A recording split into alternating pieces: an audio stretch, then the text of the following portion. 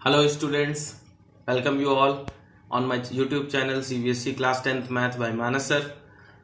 We had discussed in the previous class about the arithmetic mean, है ना। हम arithmetic progression के बारे में पढ़ रहे थे और लास्ट क्लास में हमने अर्थमेटिक मीन के बारे में पढ़ा था और एक क्वेश्चन भी सॉल्व किया था। तो सबसे पहले क्या पढ़ा था लास्ट क्लास में, एक बार रिवाइज कर लेते हैं जल्दी से। आइए देखिए, मैंने बताया था कि अगर कोई दो नंबर लिखे हुए हैं, suppose A, capital A and B, okay, है ना, and these are in AP, है ना, ये बताया था मैंने। Then there arithmetic mean is equals to A plus B by 2।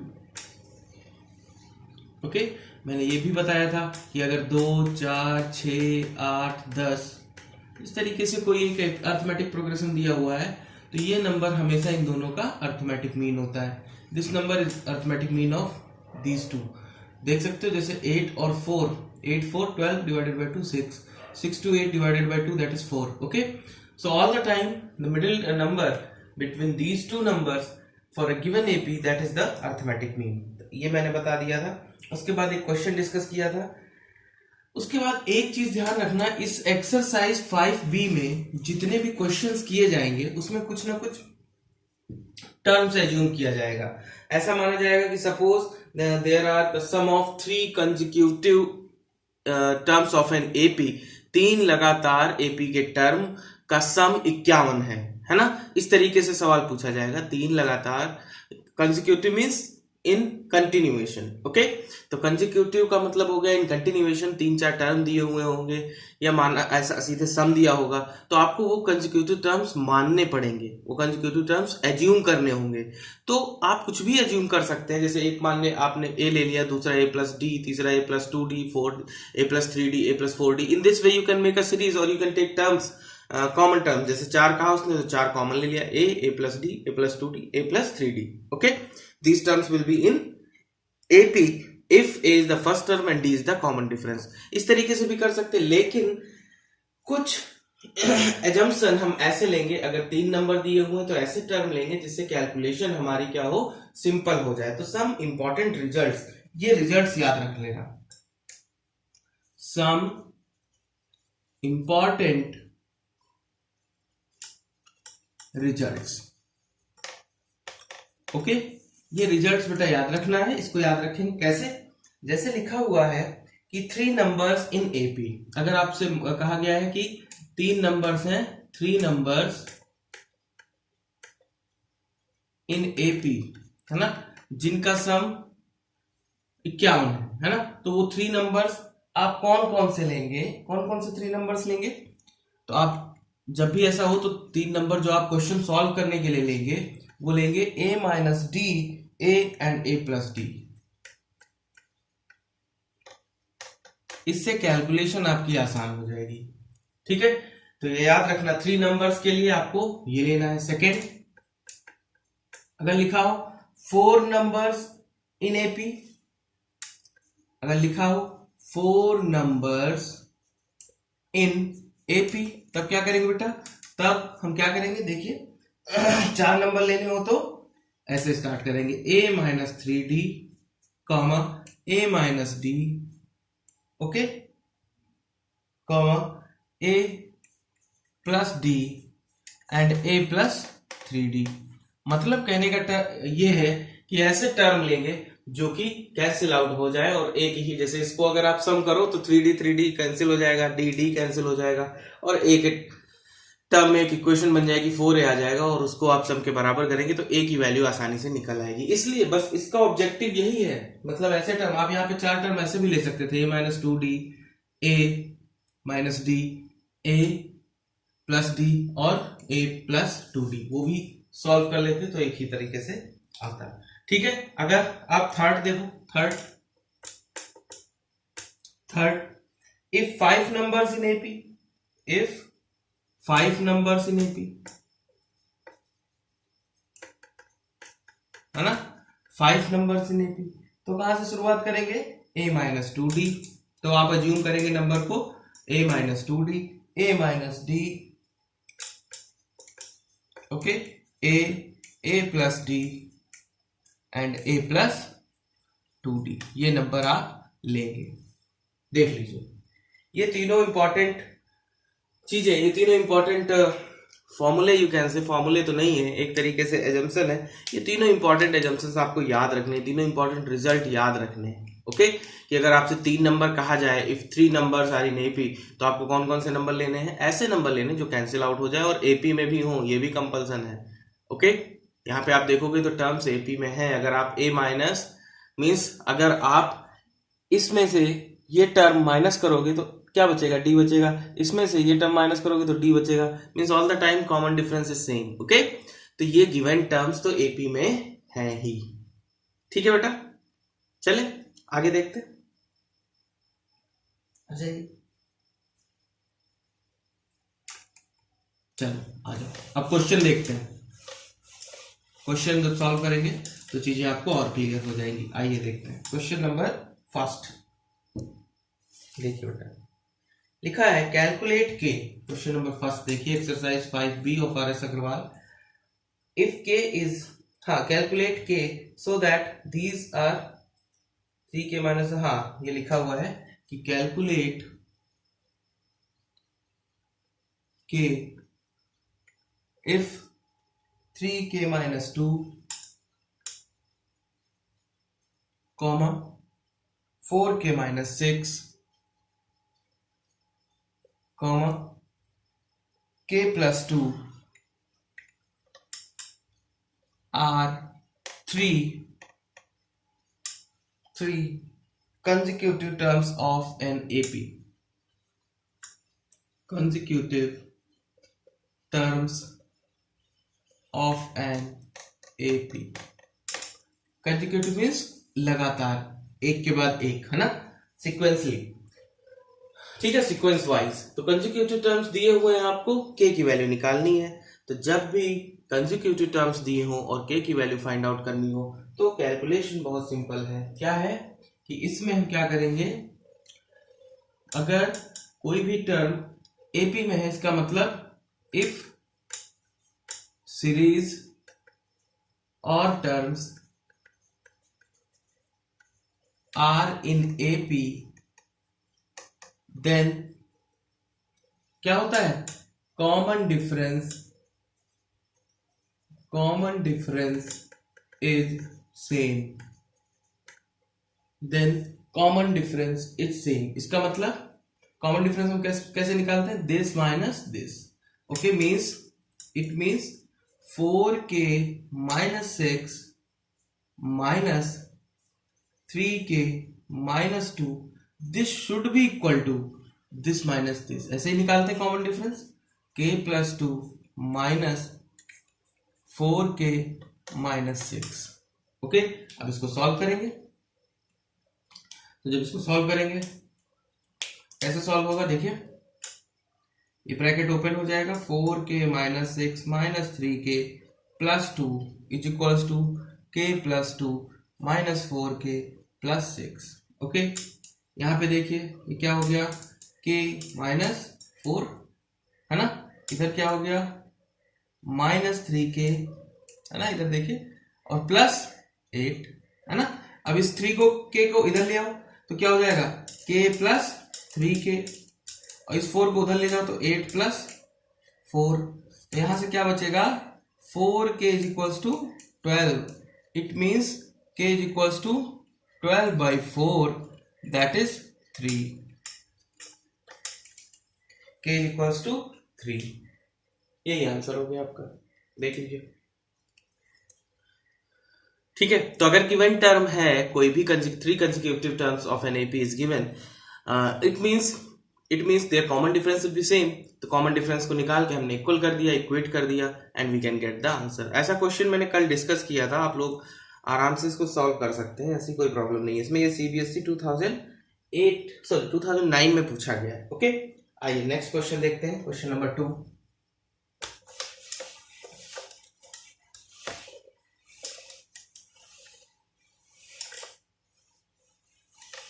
Question number 2 पे आइए, question number 2। Okay, find the value of x। तो सिंपल है, find the value of x for which the numbers 5x plus 2, 4x minus 1, x plus 2 are in AP. 5x plus 2, 4x minus 1 and x plus 2 are in AP. ये consecutive terms हैं. Okay, x की value आपको निकालनी, नहीं निकाल पाएंगे, बहुत simple है, अभी बताया. क्या होगा, कॉमन डिफरेंस बराबर होता है कंसेक्यूटिव टर्म्स. इसका मतलब 4x minus 1 minus 5x plus 2 is equals to x plus 2 bracket में है minus 4x minus 1. मीन्स इसको इसमें माइनस कर देंगे, इसको इसमें माइनस कर देंगे. ये दोनों बराबर होने चाहिए क्योंकि ये AP में है. अब इसको सॉल्व कर लेंगे. 4x minus 1 minus 5x minus 2 is equals to x plus 2 minus 4x plus 1. Okay, ये कितना हो जाएगा, माइनस का x माइनस का 3 माइनस का x माइनस का 3 is equals to माइनस का 3x प्लस का 3. ओके, अब इसको इधर ले आओ, x वाले टर्म एक साथ, कांस्टेंट टर्म एक साथ, सो प्लस 3x हो जाएगा, इधर आएगा, माइनस x था ही, 3 प्लस 3 हो जाएगा. ये कितना हो जाएगा, 2x is equals to 6. It means x is equals to 6 by 2, that is 3. Okay, क्या इसमें कुछ टफ था? तो ऐसे क्वेश्चंस आए तो आप आसानी से कर लेंगे बेटा, कोई डाउट नहीं होगा इसमें. अगर हमें 3 कंसेक्यूटिव टर्म्स दिए हुए हैं तो उठाकर उनकी कॉमन डिफरेंस निकाल लेंगे. And when we are able to calculate common difference, then we are able to calculate the unknown terms. Mostly this kind of questions are asked, generally the unknown terms is asked. Okay, तो ये clear है सबको. आइए अगला सवाल देखते हैं, question number 3. Question number 3 बिल्कुल सिमिलर है, तो आप लोग खुद से कर लेंगे. बिल्कुल सिमिलर है क्वेश्चन नंबर 3, बिल्कुल सेम कॉन्सेप्ट पे बेस्ड है कि if 3y minus 1, 3y plus 5 and 5y plus 1 are 3 consecutive terms of an AP, then find the value of y. Easily you can calculate. Question number 4, find the value of x. Question number 4, you can easily do that. Find the value of x. For that, x plus 2, 2x, 2x plus 3 are 3 consecutive terms of an AP. ये कह रहा है कि x की value निकालिए जिसके लिए x plus 2, 2x और तीसरा क्या है 2x plus 3 are 3 consecutive terms of an AP. हो ना, ये क्या हो, 3 consecutive terms of an AP for what value of x. x की वो क्या वैल्यू होगी जिसपे ये तीनों 3 consecutive terms of an AP होंगे. तो बिल्कुल सिंपल है, वही मेथड लगाना है कि कॉमन डिफरेंस बराबर होगा, है ना, कॉमन डिफरेंस बराबर होगा. देख लीजिए, ये माइनस ये कर दिया, ये माइनस ये कर दिया, दोनों इक्वल होंगे. ओके, इक्वल कर दिया, ये 2x ये 2x कैंसिल हो गया. ये क्या हो गया, 2x माइनस x माइनस 2, यहाँ 3 हो गया. इसमें क्या बचा, x बचा, और यहाँ क्या हो जाएगा 3 प्लस 2, तो x इज इक्वल टू 5. तो अगर 5 आप यहाँ पुट कर दो तो क्या हो जाएगा, 3 consecutive terms of an AP. कैसे, 5 पुट करके चाहो तो वेरीफाई कर लो, नहीं तो ये आंसर हो गया, फोर्थ का आंसर, है ना. देख लीजिए क्या आ जाएगा, 5 2 7, 2 5 10, 10 and 10 13. ओके, देखिए ये AP फॉर्म हो रही है, 3 terms of any series that are in AP. देख लीजिए 3 टर्म्स हैं किसी भी सीरीज के जो कि AP में है. ओके, चलिए आइए क्वेश्चन नंबर 5 देखते हैं. नेक्स्ट क्वेश्चन,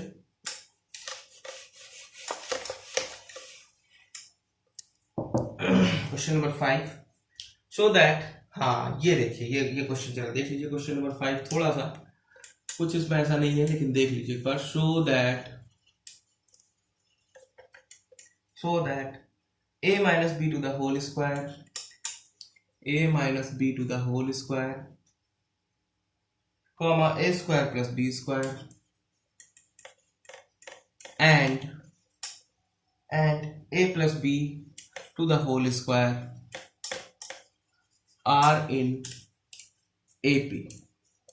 ओके, ये प्रूफ करना है कि a minus b to the whole square, a square plus b square and a plus b to the whole square ये AP में है ना. ये कुछ टर्म्स दिए गए हैं और ये आपको प्रूफ करना है कि ये AP में है. तो AP में होने के लिए कंडीशन वही है,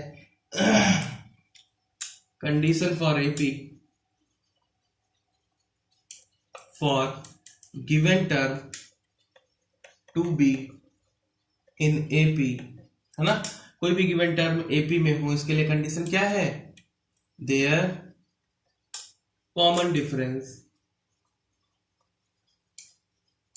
should be same, should be equal, है ना, ठीक है, ओके।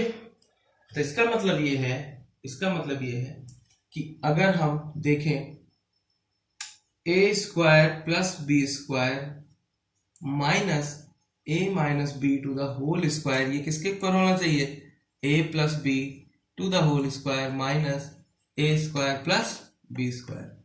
अगर ये दोनों टर्म बराबर आ जाएंगे, है ना, क्योंकि ये कॉमन डिफरेंस लिखा है मैंने, दूसरा भी कॉमन डिफरेंस लिखा है, अगर ये दोनों टर्म बराबर आ जाएंगे तो गिवन जो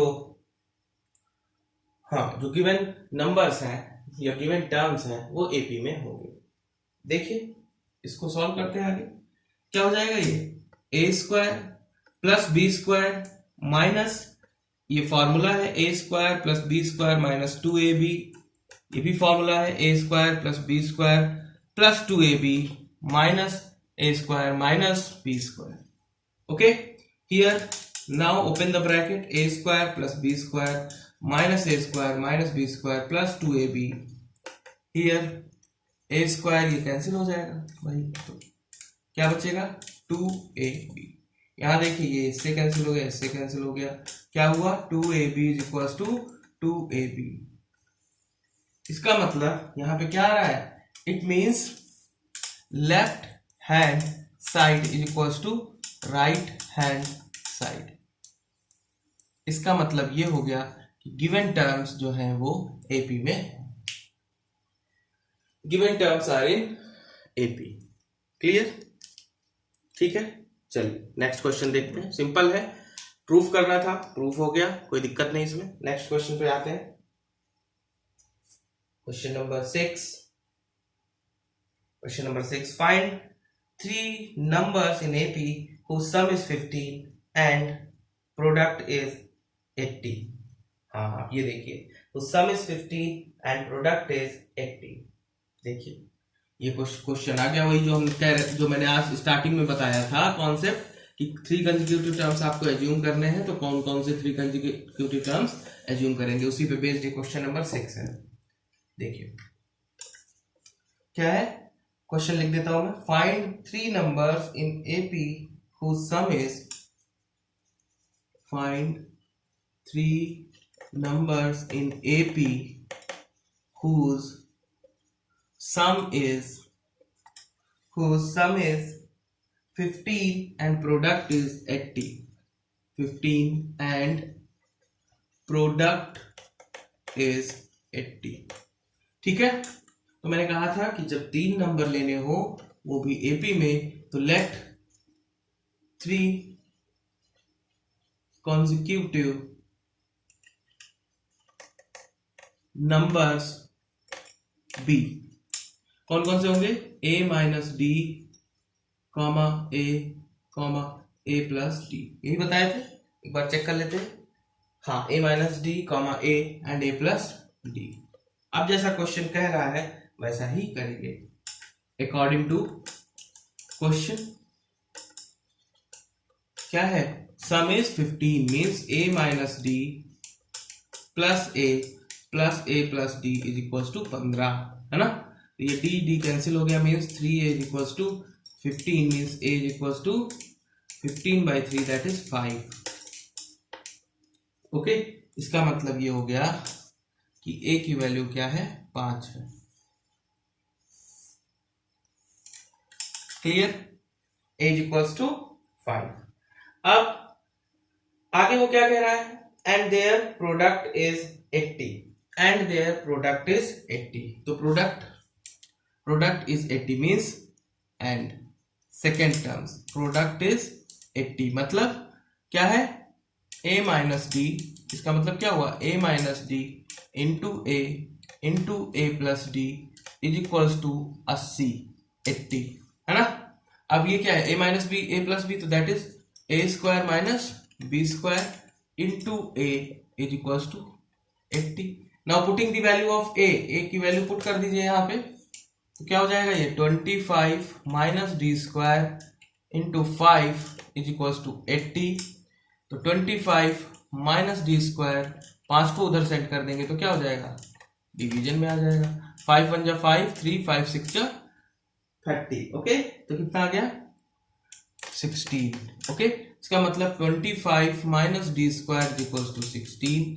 अगर आप यहाँ इसको उधर भेज दिए, इसको उधर ले आइए, 25 माइनस 16 that is equals to D square. Okay, यहाँ पे थोड़ा सा रब कर लेते हैं, आइए देखते हैं। हाँ जाइए देखिए, फिर आगे क्या होगा, D square is equals to that difference is 9, it means D is equals to under root 9 that is 3। Okay, तो आपको ए की वैल्यू कितनी पता चल गई थी, 5, और डी की वैल्यू कितनी थी, 3। अब आपसे वो टर्म्स पूछे थे उसने, है ना। सो टर्म्स, पहला टर्म क्या था, a माइनस डी, मतलब 5 माइनस 3 दैट इज 2। दूसरा क्या था, a दैट इज 5। थर्ड क्या था, a plus D that is 5 plus 3 is equals to 8। ये 3 टर्म्स हो गए जो कि पूछे गए थे, तीनों आंसर हो गए 2, 5 एंड 8। देखिए यहां से यहाँ का डिफरेंस कितना है, 3, और यहां से यहाँ का भी डिफरेंस कितना है, 3। इसका मतलब ये गिवन टर्म्स किस में होंगे, एपी में होंगे। ठीक है, तो छठा question answer is 258। Let me check the answer from your book, that is 258 और 852। अब 852 जैसे लिखा हुआ है बुक में आंसर में, तो आप कंफ्यूज नहीं होंगे कि 852 कैसे आएगा, या तो आप ऐसे भी तो सपोज कर सकते थे नंबर को a minus D A and a plus D, है ना, तो उसी सीक्वेंस में आ जाएंगे, वो मैटर नहीं करता, एक ही आंसर आपको लिखना है, दैट इज 258, वही करेक्ट होगा। ओके, आइए नेक्स्ट क्वेश्चन देखते हैं।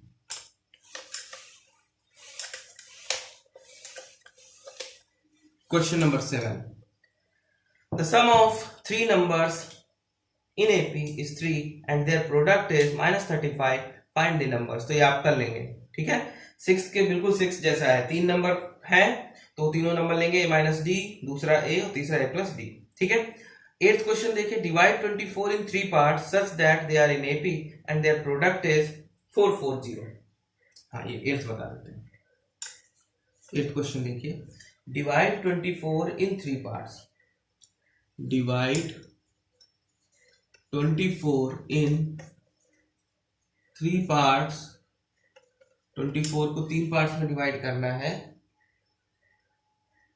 Divide 24 in 3 parts, just a minute बेटा, just a minute. Okay, so divide 24 in 3 parts, divide 24 in 3 parts such that they are in AP, such that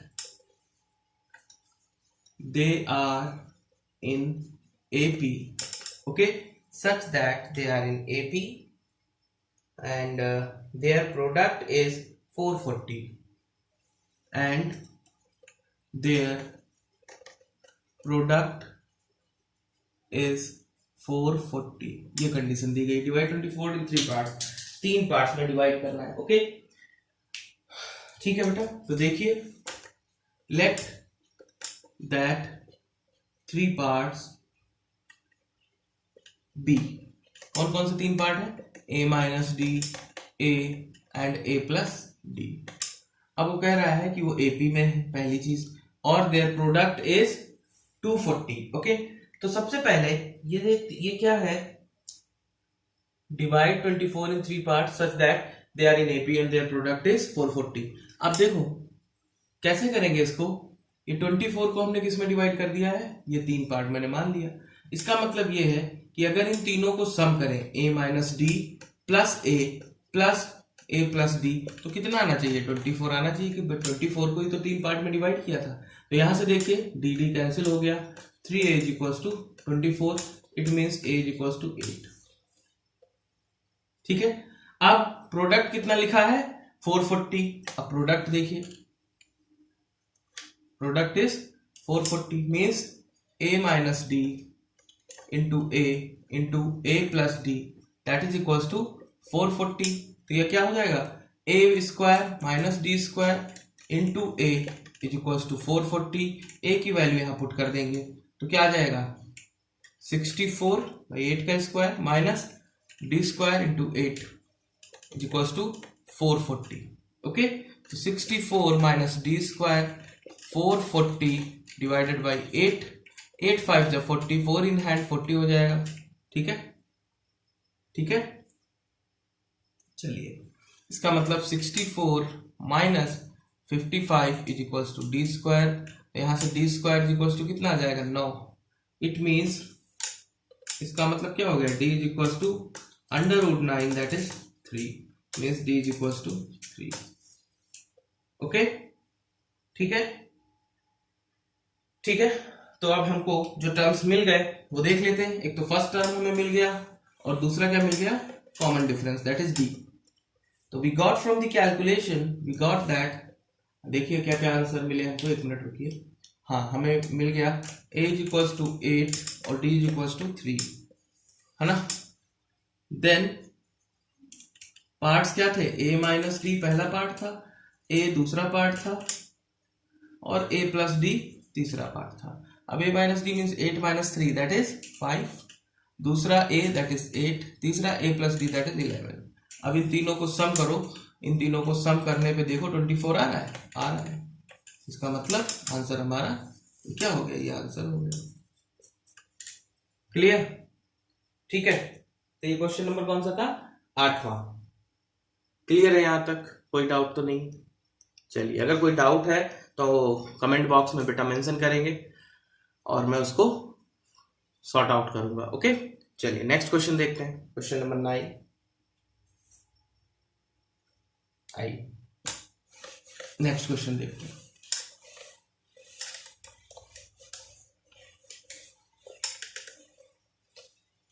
question number 9 आ जाइए, question number 9 देखते हैं। Let's see that the sum of 3 consecutive terms of an AP is 21 and the sum of the squares of these terms is 165. Find these terms, find these terms. Okay, तो फिर से वही चीजें करनी है जैसा क्वेश्चन कहे, the same way we have to proceed. Okay, क्या लिखा है, sum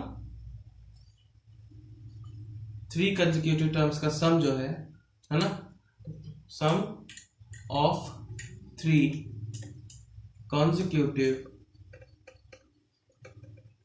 terms कितना दिया हुआ है, सम कितना दिया हुआ है 21 ऑफ एन एपी।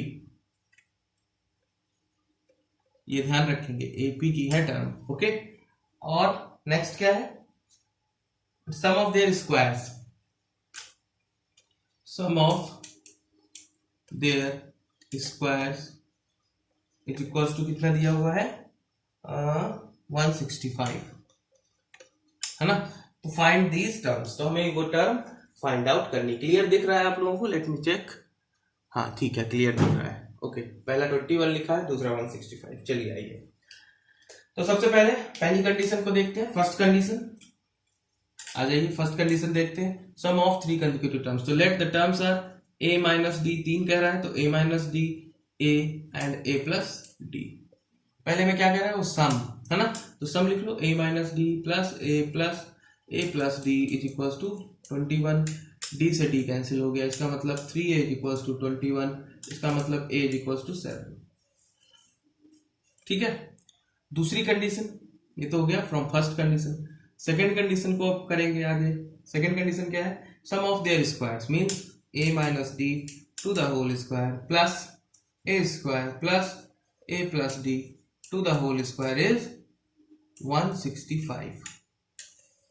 अब देखो, इसमें ऐसा नहीं है कि हम इसको डायरेक्ट यहाँ a की वैल्यू पुट करेंगे फिर ओपन करेंगे। देखते हैं, हो सकता है कुछ पहले वेरिएबल में ही ओपन करके देखते हैं, हो सकता है कुछ चीजें कैंसिल हो जाए। तो आइए ओपन करिए इसको, चलिए आइए इसको ओपन करिए। तो क्या हो जाएगा, a square plus D square minus 2ad प्लस a square plus D square plus 2ad is equal to 165। ठीक है, अब यहां से देखिए क्या कैंसिल हो रहा है, ये कैंसिल हो रहा है। ठीक है, ये कैंसिल हो गया, डी स्क्वायर और ये क्या है, a स्क्वायर, तो ये 3 a स्क्वायर हो गया प्लस 2d² हो गया इज इक्वल्स टू 165 हो गया। अब a की वैल्यू पुट कर दो। Now putting the value of a, now putting the value of a, 3 a की वैल्यू कितनी थी 7 to the square plus 2d² equals to 165 है ना। तो क्या हो जाएगा 3 into 49 plus 2d² is equals to 165। Okay ठीक है, तो ये क्या हो जाएगा 2d² इक्वल्स टू 165 माइनस 3 9 जा 27 का 7 2 इन हैंड 3 4 जा 12 1 2 1 4 40। ओके माइनस कर दीजिए तो कितना बचेगा, ये कितना बचेगा 8 है ना, और ये हाँ ये कितना बचेगा 1, ठीक है 18। 2d² equals to 18, so d² equals to कितना बचेगा 9, तो d is equals to 3। Clear. अब टर्म्स नहीं पता कर पाएंगे आप, a की वैल्यू पता चल गई और d की वैल्यू पता चल गई। a की वैल्यू कितनी है 7,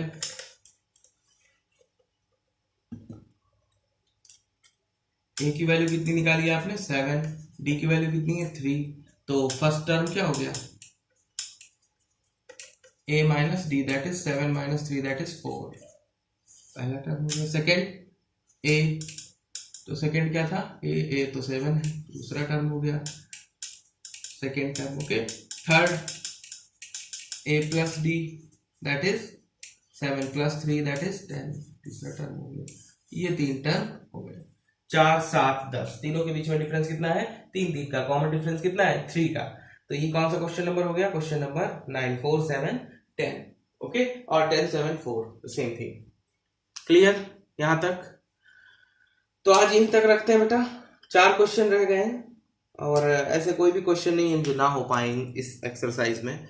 जैसा भी एक्सरसाइज में क्वेश्चन कहे उस क्वेश्चन को ठीक से पढ़िए, पहले थोड़ा समय दीजिए। कभी भी क्वेश्चन को सॉल्व करने जाएं तो क्वेश्चन को थोड़ा सा समय दें, पहले उसको रीड करें। ओके उसको समझें कि क्वेश्चन में क्या पूछा गया है, उसके बाद उसको सॉर्ट आउट करें, ठीक है उसको सॉल्व करें। तो आई एम मीन्स मैं ये जो सवाल करवा रहा हूँ ये RS अग्रवाल से करवा रहा हूँ। मेरा फोकस क्वेश्चंस किस बुक से करवा रहा हूँ इस पे नहीं है, मेरा फोकस इस बात पे है कि क्या मेथडोलॉजी होनी चाहिए क्वेश्चन सॉल्व करने के लिए, किस तरीके का कॉन्सेप्ट आपका डेवलप हो कि कैसा भी क्वेश्चन हो आप उसको आसानी से कर सके। ओके तो कोई भी बुक हो, whatever the book is there, whatever the paper you are solving, no problem in that. Okay उसमें कोई प्रॉब्लम नहीं है, आपका कॉन्सेप्ट क्लियर होना चाहिए। तो that's all for today's lecture. In the next lecture I will discuss the remaining part and then we will go for the next topic that is sum of n terms of an AP। फिर हम सम के बारे में देखेंगे कि अगर n terms हैं और उनका सम फाइंड आउट करना है तो कैसे फाइंड आउट करेंगे। ओके तो please like subscribe and share my channel, don't forget that, है ना। एंड जो भी नए लोग हैं, जो नए लोग वीडियो देख रहे हैं वो हम बेल आइकन को जरूर प्रेस करें जिससे कि जो भी नोटिफिकेशन हो आप तक पहुंच सके जब भी मैं कोई वीडियो अपलोड करूं। ओके या कोई last year previous year paper भी आगे चल के सॉल्व कराऊंगा तो that type of notification you can achieve, okay, you can get. So thank you very much for attending my class, thank you very much for listening me, thank you.